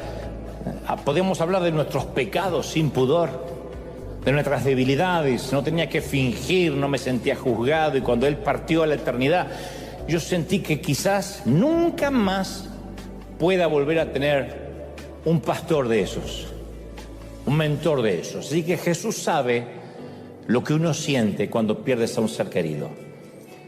Piensa en cómo reaccionarías si además te dijeran que tu mejor amigo fue decapitado por un incestuoso monarca, y te vas a dar una idea remota de cómo comenzó aquella mañana para Cristo. Eso es una mala mañana, eso es lo que yo llamo comenzar un pésimo día. Pero además la noticia llega con una advertencia que le dicen: el mismo Herodes que le cortó la cabeza a Juan va por la tuya. El mismo Herodes está interesado en verte. De manera que cuando aquella mañana Jesús se entera que la vida de Juan fue cegada y su propia vida amenazada, Jesús necesita sí o sí tener un tiempo a solas, necesita pensar. Porque no podemos creer que Jesús, el que caminaba en la tierra, aunque era el Hijo de Dios, era el Jesús que estaba sentado a la derecha del Padre tiempo después o antes de venir a nacer en el vientre de María. Él vivió, soportó las cosas de un hombre, la misma desesperanza, por momentos la misma tristeza, lloró. Así que no lo veamos como un superhéroe de Marvel al que dijo: muy bien, Herodes, ven por mí, aquí te espero. Eso no pasó. Así que supongo que cuando le llega la amenaza de muerte también él se preocupa, caramba. Pero antes que pudiera irse a descansar y a pensar sobre la muerte repentina de su amigo, llegan los discípulos. Así es el orden de acontecimientos según las Escrituras. El Evangelio de Marcos dice que los apóstoles se reunieron con Jesús inmediatamente después que él se había enterado de la muerte de su primo. Pero ellos venían a contarle cómo los había respaldado el poder de Dios en todo lo que habían aprendido de Jesús, porque Jesús los había mandado a predicar. Y estos venían como rockstar, venían felices. Jesús los había comisionado para que proclamaran el Evangelio y lo autenticaran con milagros. Entonces ellos llegan: Jesús, Jesús, justo cuando Jesús se quiere ir, insisto, porque se acaba de enterar de la muerte del primo, llegan los muchachos: Jesús, Jesús, estaban exultantes. ¡Ah, Dios nos usó! Estaba como Guillermo recién ahí, estuvimos en Chiapas, estaba así. Y el corazón de Jesús va desde el paso de un lamento fúnebre y lóbrego al tener que escuchar la algarabía de sus discípulos. Y desde entonces dividimos la vida antes del dolor y la vida después del dolor, como un parteaguas. Hay un momento en la vida, y no hablo de una cuestión menor, de un examen de matemáticas en el cual no fue mal, una multa, un ticket en el tránsito. No, yo hablo de esas tragedias que literalmente dividen nuestra vida en un antes y un después. Y ya la vida no es como la conocíamos. Antes de nuestro dolor, Dios se veía y se sentía muy cercano. Podíamos orar, podíamos buscar a Dios y decíamos: ahí está. Después del dolor fue más difícil de ver y sentir a Dios. No porque Dios se haya distanciado, sino porque nuestro paradigma, nuestra perspectiva cambió. Como que si el haber tenido que pasar por esa crisis inesperada, si bien no eclipsó a Dios, pero sí sentimos que esa crisis lo quitó a Dios de nuestra vista. Y de algún modo extraño nos cuesta orar, nos cuesta buscar a Dios porque nos desilusionamos con Dios. Yo sé que Dios es soberano, que Él sabe lo que hace y que Él no tiene que pedirle permiso a nadie. Eso nos lo pueden decir cientos de veces, aún así la desilusión está. Sería torpe decir: no nos duele porque sabemos que Dios es Dios. Claro que duele cuando nos pasa algo a nosotros. La mayoría de nosotros podemos completar esta frase que comienza diciendo: si Dios me amara, entonces... Y ahí podemos completarla con: no habría permitido este cáncer. Si Dios me amara, nunca mi hijo habría sido sepultado antes que yo. No habría Dios permitido que la iglesia se dividiera por un chisme. Y esto se lo han preguntado pastores. Yo tengo amigos, consiervos que me han dicho: yo no puedo creer con todo lo que yo luché 30 años en una iglesia y por un chisme infundado por el levantamiento de una mentira, media congregación se fue. Uno dice, ¿por qué Dios lo permite? Y uno puede decir, bueno, Dios sacó los que se tenían que ir. Uno siempre le puede buscar una explicación torpemente humana y lógica, pero uno sigue preguntándose, si Dios me amara no habría permitido ese hambre, el terremoto, el tsunami, que un camión lleno de niños se desbarrancara cuando iban de vacaciones de verano. Entonces esa frase, si Dios me amara no habría sucedido, definen las expectativas que tenemos de Dios. Y cuando el dolor llega a nuestro mundo, cuando la piedra rompe la ventana de nuestros corazones, es lógico que las dudas afloren a la superficie. No está mal dudar. Cuando la vida duele demasiado, uno duda hasta de Dios. Y esto no respeta la estatura espiritual de nadie.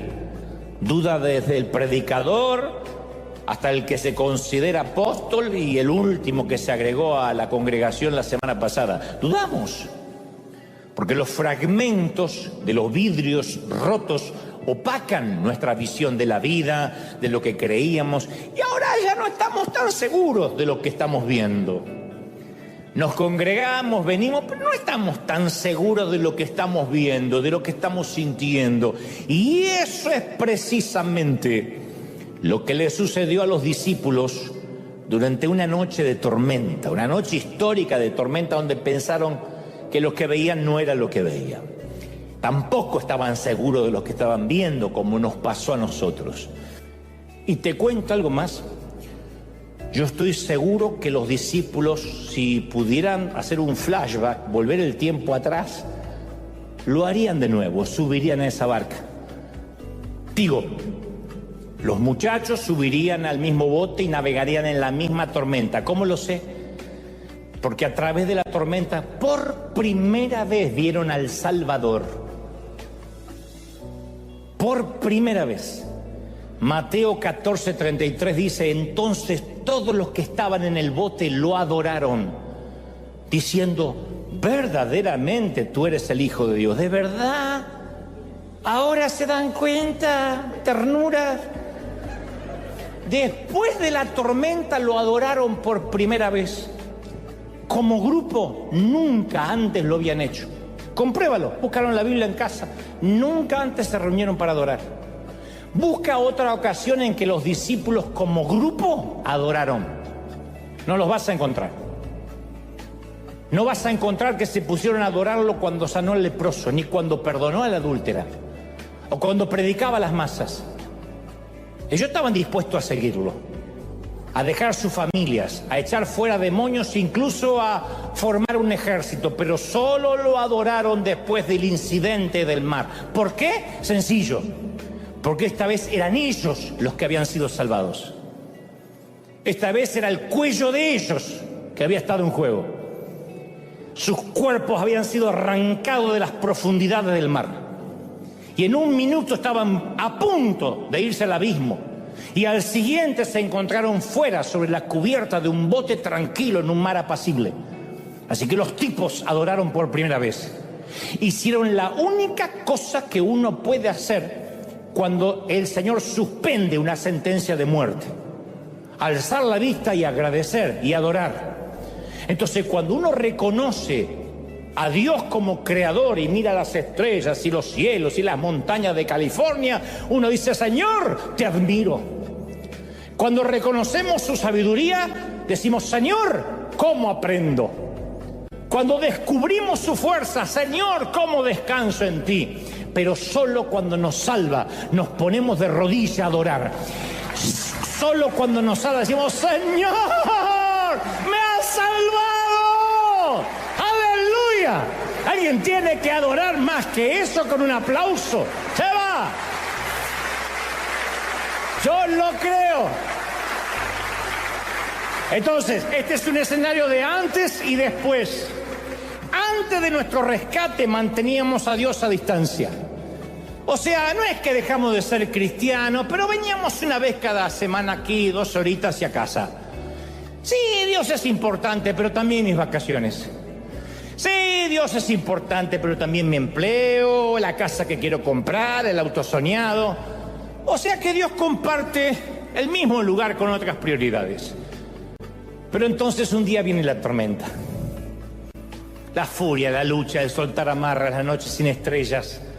Y la casa, el auto y el celular nos importa un cuerno. Porque llega el cáncer, el diagnóstico, la quiebra, el divorcio, el vicio, el conflicto, la salud frágil, el despido.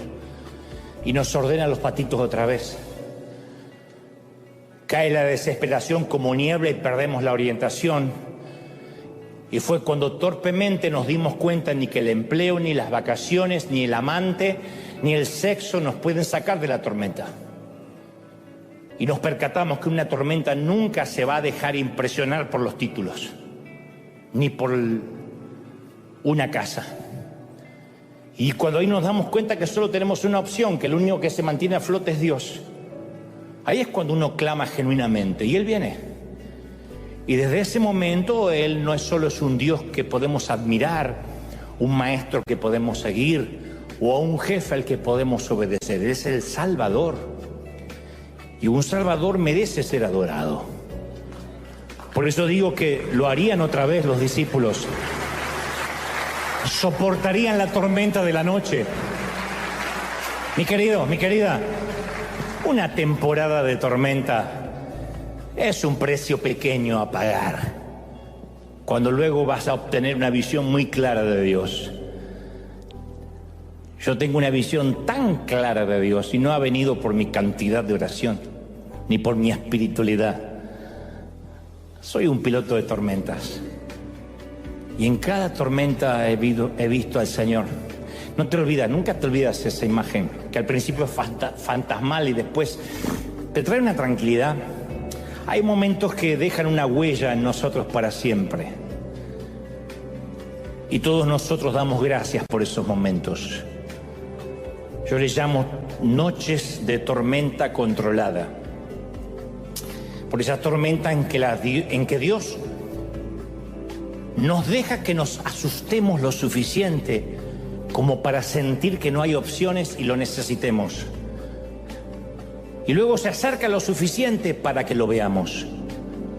Al principio sentimos la desorientación del naufragio, ¿cómo no? Pero lo bueno de esto es que nos obliga a buscar a Dios con una intensidad que no lo buscaríamos de otra manera.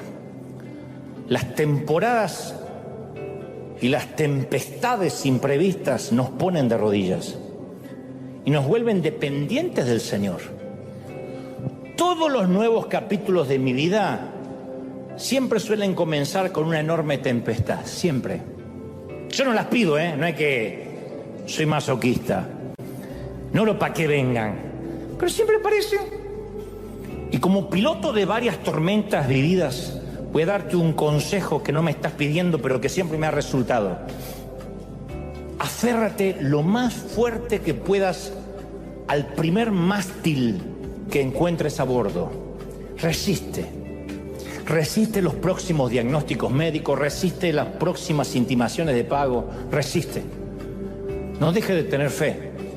Tarde o temprano, te prometo, el Maestro vendrá. Ten mucha paz. El Salmo 46 dice: Dios es nuestro refugio y nuestra fuerza, y nos ayudará en tiempos de tempestad. Por lo tanto, no temeremos cuando vengan terremotos y las montañas se derrumben en el mar, que rujan los océanos y que hagan espuma, que tiemblen las montañas mientras suben las aguas. Yo estaré confiado. La figura que ves a lo lejos no es un fantasma en la oscuridad. La voz que oyes no es el rugido del viento. Jesús está más cerca de lo que jamás soñaste y se mantiene a flote.